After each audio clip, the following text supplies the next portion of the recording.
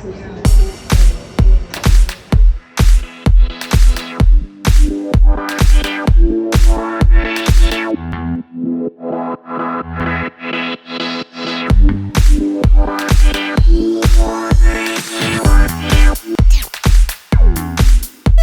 much for coming down to hear my story. I hold the world record as the fastest person to sail solo around Antarctica.